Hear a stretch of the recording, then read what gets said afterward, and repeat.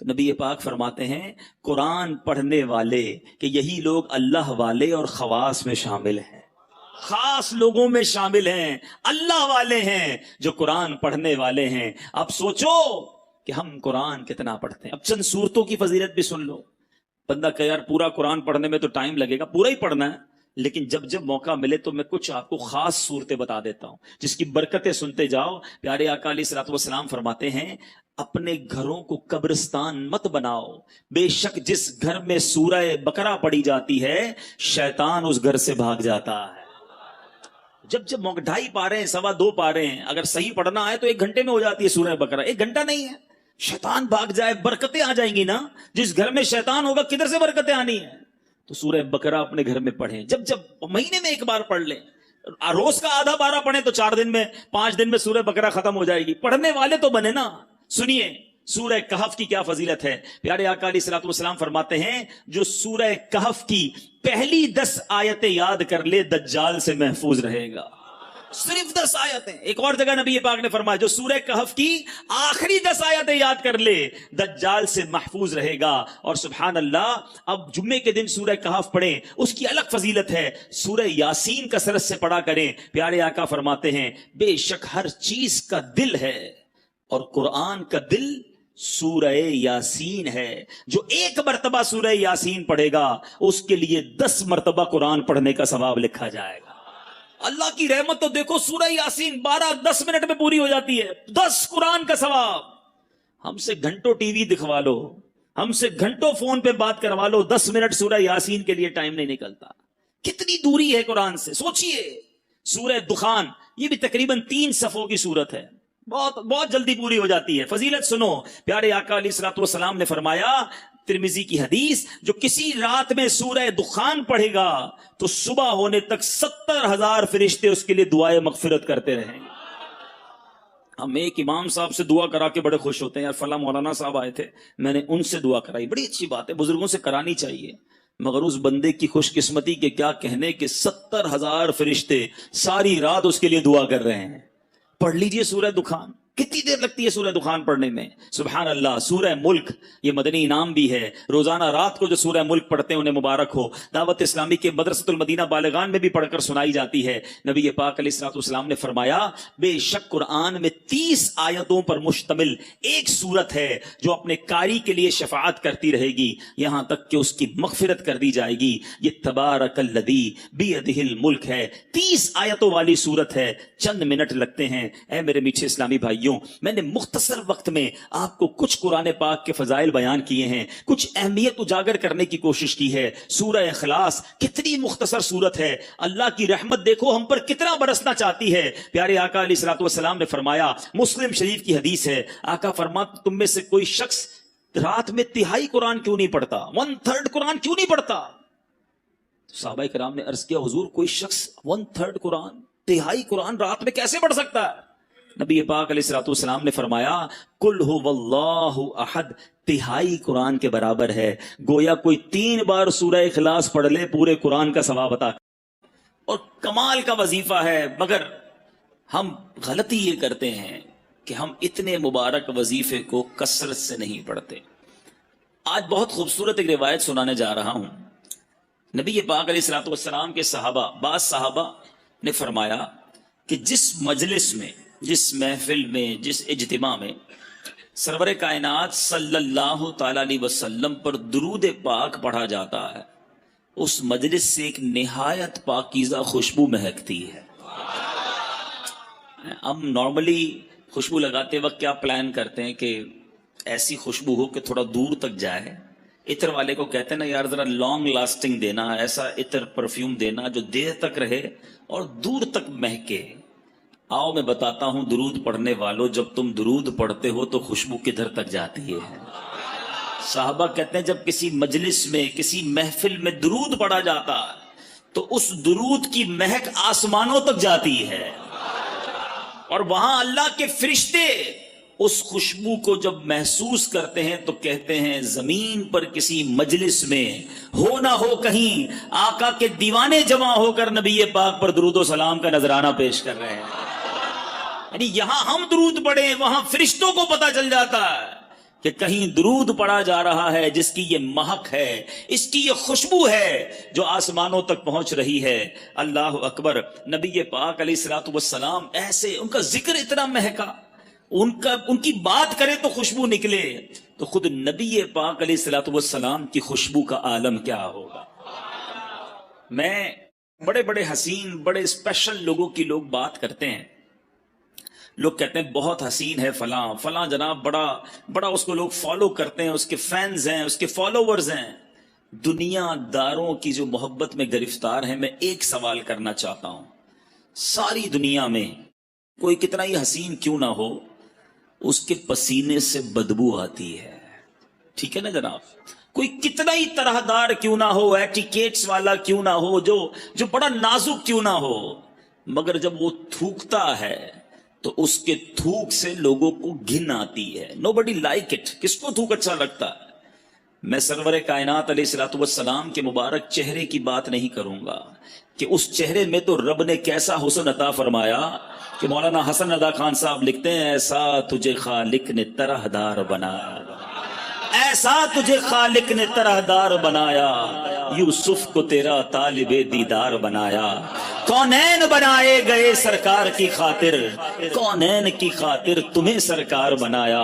تو نبی پاک کے مبارک چہرہ انور اور اس کے حسن کی بات آج نہیں کریں گے، پیارے آقا کے ان ہاتھوں کی بات نہیں کریں گے کہ جس طرف اٹھ گئی دم میں دم آ گیا، اس نگاہ عنایت پہ لاکھوں سلام، ہاتھ جس سمت اٹھا غنی کر دیا، موجے بحر سماحت پہ لاکھوں سلام، ہم اس کی بھی بات نہیں کریں گے۔ پیارے آقا کے مبارک دور و نزدیک کے سننے والے وہ کان لالے کرامت پہ لاکھوں سلام، اس کی بھی بات نہیں کرتے، بلکہ ہم صرف ان دو چیزوں کی بات کرتے ہیں کہ جس سے عموماً لوگ دور بھاگتے ہیں۔ میں اور آپ پرفیوم کیوں لگاتے ہیں، عطر کیوں لگاتے ہیں؟ کہ میرے اور آپ کے پسینے سے کسی کو بدبو نہ پہنچے، ایسا ہی ہے نا؟ بندہ اپنے پسینے سے کسی اور کو تکلیف نہ ہو، اچھی بات ہے، سنت کی نیت بھی ہو اور یہ بھی ساتھ نیت ہو کہ میری وجہ سے کسی مسلمان کو تکلیف نہ ہو، عطر لگانے کا بھی ثواب ملے گا۔ لیکن آج بتاتا ہوں میرے آقا کا پسینہ کیسا تھا، نبی پاک کا لعاب دہن کیسا تھا۔ We just talk about these two things۔ ہم فقط ان دو چیزوں کی آج بات کرتے ہیں، ذرا غور کیجئے، باقی نبی پاک کے کمالات تو بیان ہی نہیں کر سکتے نا۔ بڑے بڑے علماء نے کوشش کی، عاشقوں کے امام نے بھی قلم اٹھایا، جس نے بھی کوشش کی وہ عاجز ہو گیا، حیران ہو گیا۔ کیا خوب لکھتے ہیں اعلیٰ حضرت، سرور کہوں کہ مالک و مولا کہوں تجھے، باغ خلیل کا گل زیبا کہوں تجھے، آقا تیرے تو وصف عیب تناہی سے ہے بری، حیران ہوں میرے شاہ میں کیا کیا کہوں تجھے۔ آج اس شعر کا مطلب بھی تھوڑا سا سمجھ لو۔ عیب تناہی، علماء بیٹھے ہیں ماشاءاللہ، یہ کیا ہے، اس کے پیچھے کیا لکھا ہے اعلیٰ حضرت نے؟ مثال کے طور پہ اگر آج میں آپ سب کو کاغذ بھی دے دوں، قلم بھی دوں، اور کہوں ذرا لکھو کسی پرسنل، جس شخصیت سے آپ پیار کرتے ہیں اس کے اوصاف لکھیں، اس کی خوبیاں لکھیں، آپ لکھنا شروع کریں گے، 10 لکھ دیں گے، 15 لکھ دیں گے، 50 لکھ دیں گے، اس کے بعد آپ مجھے سارے قلم کاغذ واپس دے دیں گے کہ بھائی آپ نے کیا لکھا۔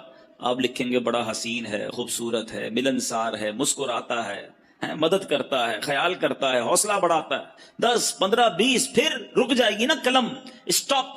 آپ کہیں گے جناب یہ جس سے میں پیار کرتا ہوں نا، یہ اس کی تعریف ہے۔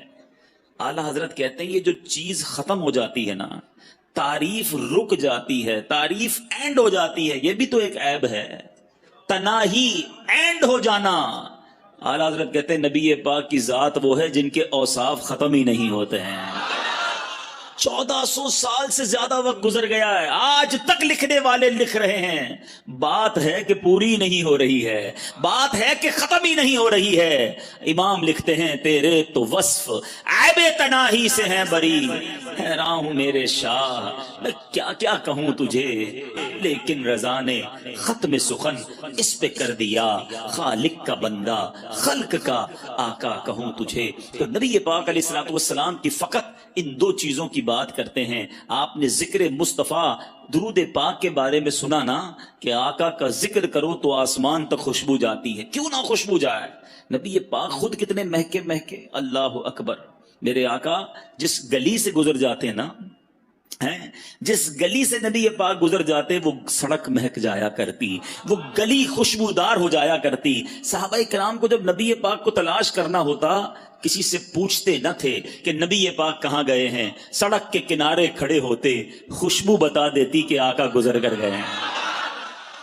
اور اسی بات کو بریلی کے تاجدار نے، امام عشق و محبت نے کیا خوبصورت انداز میں لکھا، فرماتے ہیں کیا مہکتے ہیں مہکنے والے، لگا لو خوشبوئیں جتنی لگانی ہے، مہکنے والوں سنو کیا مہکتے ہیں مہکنے والے، بو پہ چلتے ہیں بھٹکنے والے ہیں، امبر زمین۔ اعلیٰ حضرت کہتے ہیں بتاؤں نبی پاک جس سڑک سے جس گلی سے گزرتے وہ گلی پہچانی کیسی جاتی؟ کہتے ہیں امبر زمین، ابیر ہوا، مشک تر غبار۔ آقا جس گلی سے گزرتے زمین امبر کی ہو جاتی، ہوا ابیر ہو جاتی، ہر غبار جو تھا مٹی جو ہے وہ مشک جیسی ہو جاتی۔ امبر زمین، ابیر ہوا، مشک تر غبار، ادنا سی یہ شناخت تیری۔ جو ہے وہ ایک صحابی آئے نبی پاک علیہ الصلوۃ والسلام کی بارگاہ میں، کہا حضور بچی کی شادی ہے اور خوشبو درکار ہے۔ پیارے آقا علیہ الصلوۃ والسلام نے فرمایا کل آنا، ایک کھلے منہ والی شیشی لانا، ساتھ ایک لکڑی کا ٹکڑا بھی لے آنا۔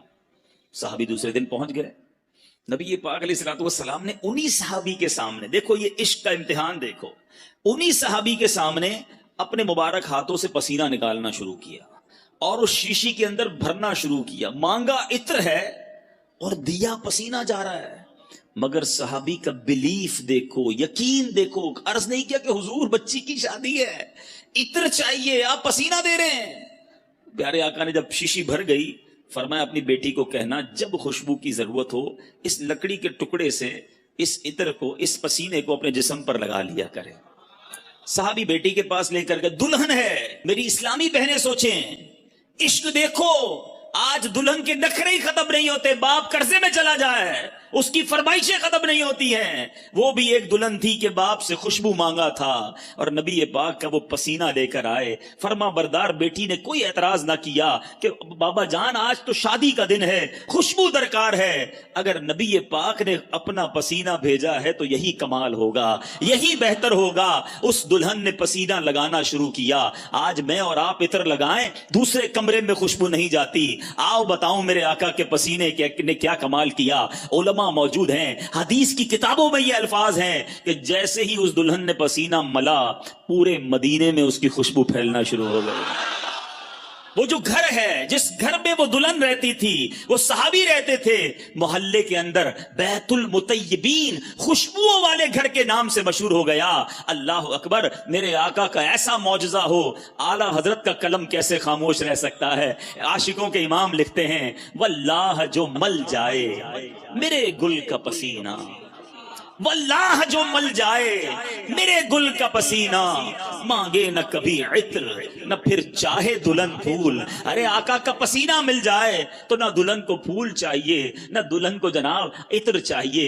اب یہ تمام باتیں سنتے ہیں نا تو ایمان تازہ ہو جاتا ہے کہ کیا منظر ہوتا ہوگا۔ آقا جس گلی سے گزرتے ہوں گے صحابہ ہاتھ باندھے باندھے پیچھے چلتے ہوں گے، خوشبوئیں بھی سونگتے ہوں گے۔ 1400 سال پرانی بات ہے، مگر سچی بات بتاؤں، آج بھی ہاں جو مدینے شریف گئے ہیں نا وہ میری بات مانیں گے، آج بھی اگر کوئی عاشق رسول مدینے چلا جائے، نبی پاک کے مبارک تھوک مبارک کی بات کریں، اللہ اکبر، پیارے آقا کی بارگاہ میں اہل مدینہ آتے، دور دور سے لوگ آتے، کہتے حضور ہمارے کنویں کا پانی کھارا ہے۔ آپ کے یہاں بھی کبھی بورنگ میں کھارا پانی نکل آئے؟ اب تو آرو پلانٹ وغیرہ سنائے لگتے ہیں لیکن پھر بھی ویسا میٹھا نہیں ہوتا۔ سنو صحابہ کے پاس کون سا پلانٹ تھا؟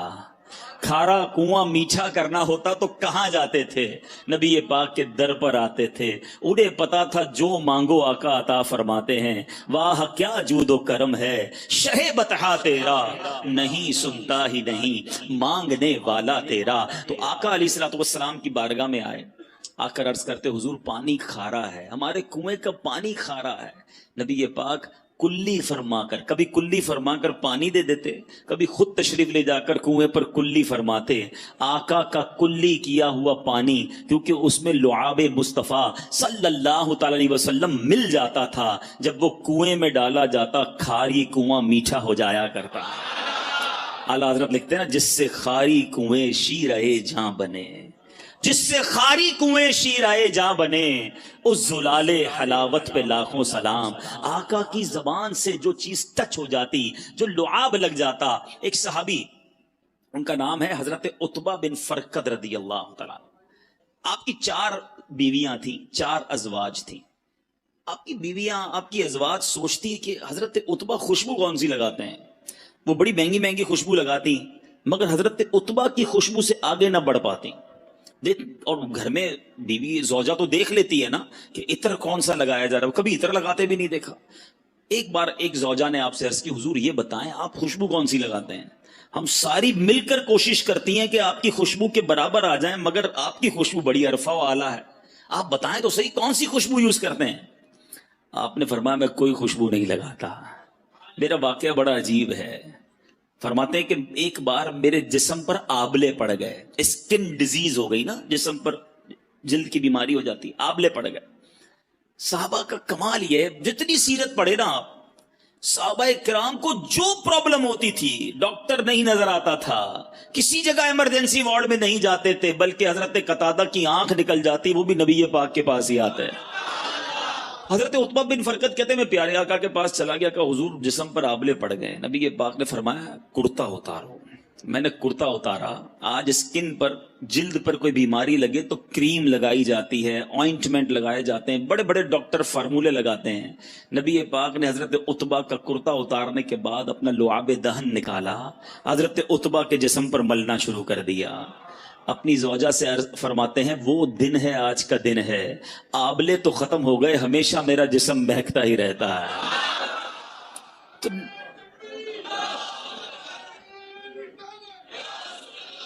اب ذرا غور کیجئے، نبی پاک سے زیادہ اور کون ہے جس سے پیار کیا جائے؟ آؤ دنیا کے کسی حسین کو لے آؤ سامنے، دنیا کے کسی طرح دار کو لے آؤ، پسینے سے اس کے بو آنی ہے، تھوک اس کا گھن لاتا ہے۔ نبی پاک وہ ہیں جن کا پسینہ مشک سے زیادہ خوشبودار ہے۔ لعاب دہن جو ہے کسی کے جسم پر مل دو جسم خوشبودار ہو جاتا ہے۔ تو نبی پاک کو اللہ نے وہ با کمال، وہ حسین اور وہ دل ربا بنایا ہے، تو پھر کیوں نہ نبی پاک سے محبت کی جائے، ان پر اپنا سب کچھ فدا کیا جائے۔ ایک بات سمجھنی ہے، اب میں نے کہا نا کہ ایک چھوٹی سی بات میں نے کی ہے، پیارے آقا کے لعاب کی، نبی پاک کے پسینے کی۔ آپ پیارے آقا کی زندگی کی کسی بھی چیز کو اٹھا لیں، نبی پاک کے کسی عضو کی بات کریں، پیارے آقا کے کسی بھی پارٹ آف دا باڈی کی بات کریں، اس کے مقابلے میں با کمال اور دنیا میں کوئی چیز نہیں ملے گی۔ نبی پاک کی باتیں، پیارے آقا کی پرخیف گفتگو کی بات کریں، ایسا بولنے والا سارے جہان میں کوئی اور نہیں ملے گا۔ نبی پاک کی عادتوں کی بات کریں، ایسی عادتیں دنیا میں کہیں نہیں ملے گی۔ اور ایسے کیسے ملے گا؟ جب نبی پاک کو رب نے حبیب بنایا، اپنا حبیب بنایا، تو پھر پیارے آقا جیسا پھر کسی کو نہ بنایا۔ اور یہ بات میں نہیں کہتا، ایک بار پیارے آقا علیہ الصلوۃ والسلام نے خود جبریل امین سے ارشاد فرمائی، حدیث کا مضمون ہے، جبریل یہ تو بتاؤ، تم نے سارے نبیوں کو دیکھا ہے، سارے جہان کو دیکھا ہے، کیا تم نے ہم جیسا، مجھ جیسا کسی اور کو پایا ہے؟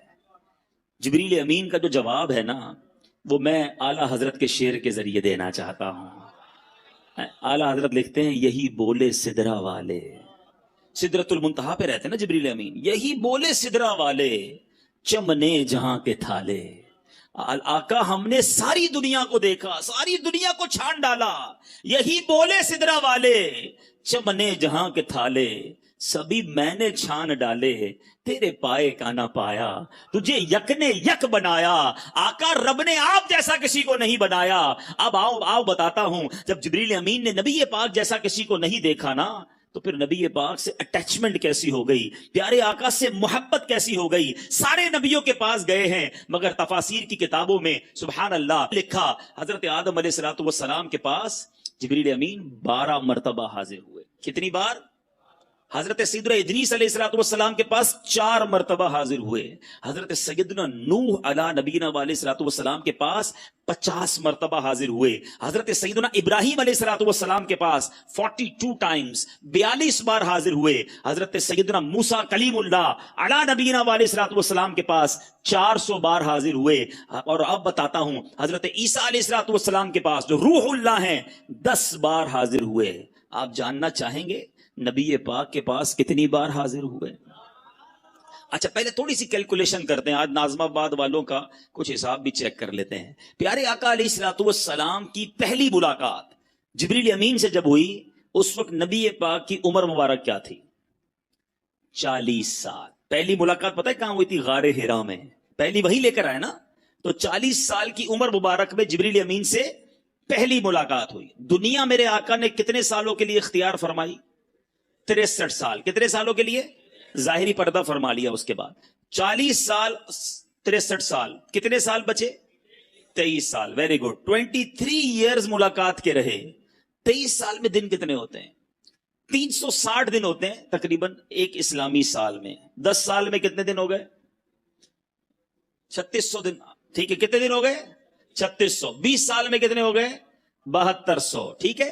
مزید 3 سال کے 1000 دن گن لیں تو 8200 8300 دن بنتے ہیں. 8300 اپروکسیمیٹلی 8280 بنتے ہیں. ٹھیک ہے. یہ بہت مزیدار بات ہے, یاد کر لو گے ایمان تازہ ہو جائے گا. 8280 دن ہیں میرے آقا کی ظاہری حیات کے پہلی ملاقات سے لے کر دنیا سے پردہ فرمانے تک. اور جو ماشاءاللہ سیرت پڑھتے ہیں انہیں پتا ہے کہ کئی دن اس میں ایسے گزرے کہ کئی دن تک جبریل امین حاضر نہیں ہوئے. بہت سارا گیپ بھی آیا. اگر 8280 دن بھی گن لینا تو جبریل امین کتنی بار آئے؟ علماء بتاتے ہیں 24,000 بار نبی پاک کی بارگاہ میں حاضری دی. کیوں؟ وجہ کیا تھی؟ بڑا معمہ ہے. کسی کے پاس 42 بار, کسی کے پاس 100 بار, کسی کے پاس 12 بار. 24,000 بار ایوریج تو نکالو. 8,000 دن میں 24,000 بار کا مطلب یہ بنتا ہے کہ روزانہ 3 بار. اور کدھر سے آتے تھے؟ برابر گلی سے نہیں, سدرۃ المنتہا. ڈسٹنس کتنا ہے سدرۃ المنتہا کا؟ یہ بھی حدیث بتاتی ہے. احادیث میں یہ مضمون موجود ہے کہ زمین سے پہلے آسمان کا فاصلہ 500 سال, پہلے آسمان سے دوسرے آسمان کا فاصلہ 500 سال. گنتے چلے جائیں 3,500 سال لگیں گے 7ویں آسمان تک پہنچنے کے لیے. اور اس کے بعد سدرۃ المنتہا اس کے اوپر ہے. اتنا دور سے روزانہ یعنی اپروکسیمیٹلی روزانہ اوسطاً 3 سے زیادہ بار نبی پاک کے پاس آنا. وجہ کیا ہے؟ اتنا سفر کیوں کیا؟ اور انبیاء کے پاس تو تھوڑی بار گئے. بات یہ ہے ہمارے پاس جواب اگر ہمیں ڈھونڈنا ہوتا ہے تو کبھی اعلیٰ حضرت کی بارگاہ میں حاضری دیتے ہیں. آؤ آج برادر اعلیٰ حضرت سے پوچھتے ہیں. شہنشاہ سخن لکھتے ہیں بے لکھائے یار ان کو چین آ جاتا اگر.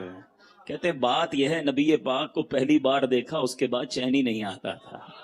آقا سے ملے بغیر قرار ہی نہیں آتا تھا. بے لکھائے یار ان کو چین آ جاتا اگر بار بار آتے نہ یوں. جبریل سدرہ چھوڑ کر سدرۃ المنتہا چھوڑ کر بار بار اس لیے آنا ہے کہ نبی پاک کا جلوہ دیکھنا ہے. کیوں کہ ایسے یہی بولے سدرہ والے چمنے جہاں کے کھالے سبھی میں نے چھان ڈالے. آقا تیرے پائے کا نہ پایا تجھے یک نے یک بنایا. نبی پاک کے دیدار کے بغیر انہیں چین ہی نہ آتا تھا. تو یہ مرتبہ ہے نبی پاک علیہ الصلوۃ والسلام کا, یہ مقام ہے سرور کائنات علیہ الصلوۃ والسلام کا. ایک چھوٹا سا اشارہ دے کر مزید آگے چلتا ہوں. جبریل امین 3,500 سال کا ڈسٹنس روز 3 بار کر لیں, اسپیڈ کتنی ہوگی, رفتار کتنی تھی کہ پلک جھپکتے میں آتے پھر جاتے پھر آ جاتے. تو جب جبریل امین کی رفتار کا عالم یہ ہے تو جبریل کے آقا کی رفتار کا عالم کیا ہوگا.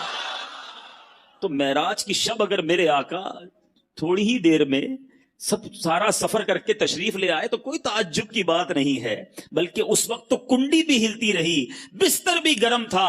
علماء بڑا پیارا عشق بھرا جواب دیتے ہیں کہ جناب اتنا سارا سفر ہوا, ابھی واپس آئے تو بستر گرم ہے, کنڈی بھی ہل رہی ہے, سفر تو بہت طویل تھا, یہ کیسے ہو گیا؟ تو علماء عشق بھری زبان میں جواب دیتے ہیں کہ بات یہ ہے کہ آج دنیا میں بھی آپ کی میری گھڑی سے سیل نکال لیں تو گھڑی رک جائے گی نا. सेल डालें तो फिर चलना शुरू हो जाएगी। उलमा कहते हैं आका सारे जहान की जान है।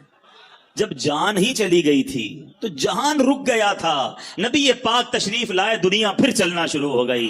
वो जो न थे तो कुछ न था, वो जो न हो तो कुछ न हो। जान है वो जहान की, जान है तो जहान है। तो ऐ मेरे मीठे इस्लामी भाइयों, सुभान अल्लाह, मेरे आका की तारीफ बयान हो। मुझसे पहले नाथुआ तारीफ कर रहे थे, वो नज़म में बयान कर रहे थे, मैं नसर में बयान कर रहा हूं। जितना सुने ईमान ताजा होता है। अल्लाह मुझे और आपको हमेशा प्यारे आका के गुण गाने वाला बनाए, नबी ये पाक के चर्चे बुलंद करते वाला बनाए, और ये जिंदगानी इसी में गुजर जाए। दमे वापसी तक तेरे गीत गाऊं, मोहम्मद मुबज्जल पुकारा करूं मैं। मेरा दीन और ईमान फरिश्ते जो पूछे, आका तुम्हारी ही जानिब इशारा कर।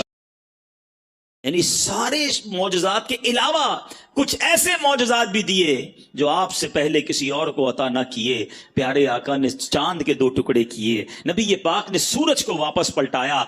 ऐसे ऐसे मौजज़ात हैं कि आज भी सुने तो ईमान ताज़ा हो जाता है। मगर उलमा बहुत खूबसूरत बात लिखते हैं, फरमाते हैं जो नबी ये पाक का मर्तबा है ना, उस मर्तबे के मुताबिक प्यारे आका अलैहिस्सलातु वस्सलाम के स्टेटस के मुताबिक 2 ही मौजज़ात हैं, बाकी तो नॉर्मल सी बात है।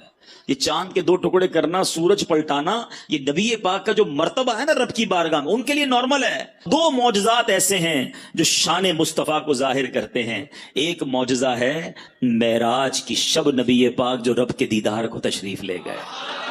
सारी कायनात में किसी ने रब को नहीं देखा। ये छोटी बात नहीं है, जरा समझने की कोशिश करें। हजरत मूसा कलीमुल्लाह है, अल्लाह से कई बार कलाम किया। एक बार अर्ज की, मौला मैं तुझे देखना चाहता हूं, दीदार करना चाहता हूं। इरशाद हुआ लन तरानी, ए मूसा तुम मुझे ना देख सकोगे। फिर अर्ज की, कोहे तूर पर रब अज़्ज़ वजल ने अपनी तजल्ली का नुज़ूल फरमाया, दीदार नहीं करवाया, तजल्ली का नुज़ूल हुआ। उस तजल्ली, उस नूर की जो तजल्ली थी, उसकी ताब न ला सके, हजरत मूसा बेहोश हो गए। यहां इल्तिजा थी, या अल्लाह देखना है, वहां से मना हुआ लन तरानी। फर्क देखिएगा, ये कलीमुल्लाह है। अब आओ हबीबुल्लाह की बात करते हैं। 27वीं रजब है, आका तो उम्मे हानी रदी अल्लाह ताला अन्हा के घर सो रहे थे, आराम फरमा रहे थे। जिब्रील अमीन आए, कदमों को बोसा देकर अर्ज किया, हुजूर रब बुला रहा है। वहां हजरत मूसा खुद अर्ज कर रहे हैं, यहां बुलाया जा रहा है। तबारकल्लाह शान तेरी, तुझी को ज़ेबा है बेनियाजी। कहीं तो वो जोशे लंतरानी, कहीं तकाज़े विसाल के थे। यहां बुलाया जा रहा था। आप जरा गौर कीजिए, सारी कायनात में और कोई नहीं जिसने अपनी आंखों से रब का दीदार किया हो। ये फकत मेरे आका की शान है। ये मौजज़ा है नबी पाक का जो सरकार अलैहिस्सलातु वस्सलाम के मर्तबे के मुताबिक है। और इसी बात को हम सलातो सलाम में कई बार सुनते हैं। आज इस बात को समझने के बाद पढ़ो तो और लुत्फ आएगा। शायर लिखते हैं ना, किस्सा-ए तूर व मेराज समझे कोई। Try to understand difference. देखो, तूर और मेराज, किस्सा-ए तूर और मेराज समझे कोई, फर्क मतलूब तालिब का देखे कोई। एक तरफ इल्तिजा थी, तालिब थे हजरत मूसा, और यहां हबीब पाक मतलूब हैं। फर्क मतलूब और तालिब का देखे कोई। कोई बेहोश जलवों में गुम है कोई।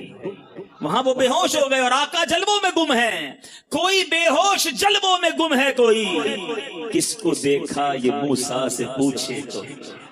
आंख वालों की हिम्मत पे लाखों सलाम। तो एक मौजज़ा तो ये। अब दूसरा कौन सा मौजज़ा है जो नबी ये पाक की शान के लायक, आपके मर्तबे के लायक, इतना बड़ा मौजज़ा कि जिस मौजज़े को आज़मुल मौजज़ात कहा गया, सबसे बड़ा मौजज़ा उसको कहा गया। ठीक है, द बिगेस्ट मिरेकल, सबसे बड़ा मौजज़ा। और वो मौजज़ा है कुरान मजीद फुरकान हमीद। और कमाल की बात यह है, और मौजज़े जितने हुए ना, हम सुन ही रहे हैं, ईमान ताजा कर रहे। देखा नहीं, हम में से किसने देखा चांद को 2 टुकड़े होते? کس نے دیکھا سورج کو واپس پلٹاتے ہوئے؟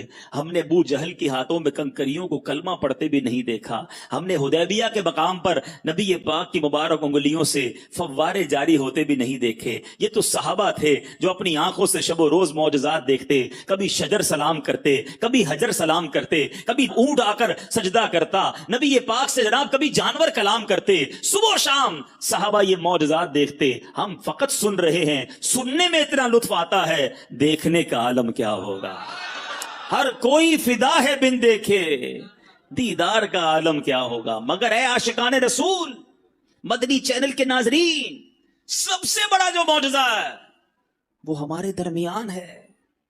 جی ہاں, وہ تو ہم دیکھ سکتے ہیں نا, ہم اسے تو محسوس کر سکتے ہیں, اس کی برکتیں تو لوٹ سکتے ہیں. قرآن کا اعجاز دیکھو, آج بھی 1400 سال سے زیادہ عرصہ گزر گیا ہے, زبر زیر پیش کا فرق نہیں آ سکتا. رب نے اپنی کتاب کی حفاظت کا ذمہ خود لیا ہے. دنیا کی ایک کتاب آپ کو بڑی پسند ہو, بہت پڑھاکو آدمی کوئی ہو کہ مجھے کتاب بڑی پسند ہے, کتنی بار پڑھو گے؟ 2 بار, 4 بار, 5 بار, 6 بار.